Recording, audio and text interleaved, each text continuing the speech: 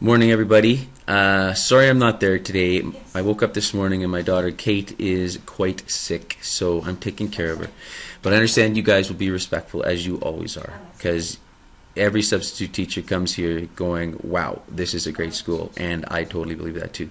So anyway, as the siren says, and as this says right here, we are starting a new unit. Yay! Because I got tired of that Archimedes. Let me tell you. Who cares? Eureka, eureka. But anyway, moving on.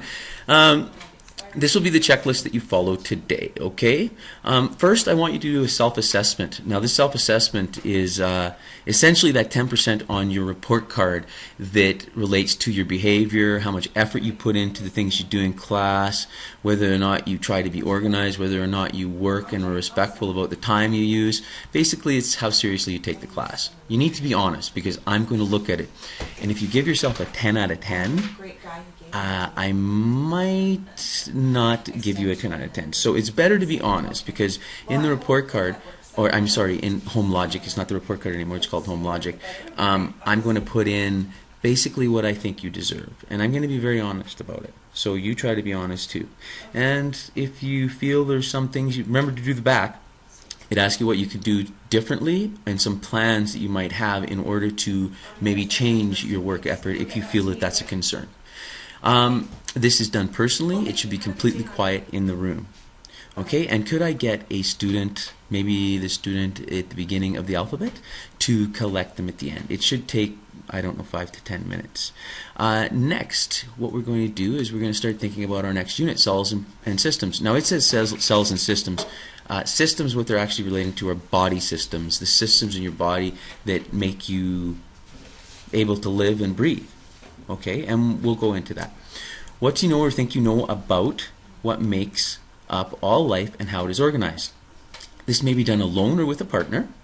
You draw a Venn diagram. Now, a Venn diagram, I should have had one up here, but it's the one with the two circles that connect in the middle. You know, and the middle part has to do with both of them, and then you have cells on one side, body systems on the other, and what is related to cells is on this side and body systems on this side, and the middle is what relates to both of them. Okay, that's what you should do. And I want you to think about things. Everybody thinks about macroscopic. Macroscopic are things you can see with the human eye, but microscopic are things you can see only with something to help you, some technology like a lens, a microscope, a telescope. So don't forget about the microscopic world. Some people, just because they can't see it, they forget it's even there. Okay, that'll take about 10 minutes.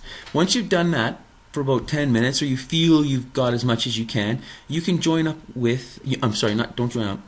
You need to go to the next thing. Now go through the cells and systems unit in the textbook, and as you flip through the pages, add information to the areas in the Venn diagram.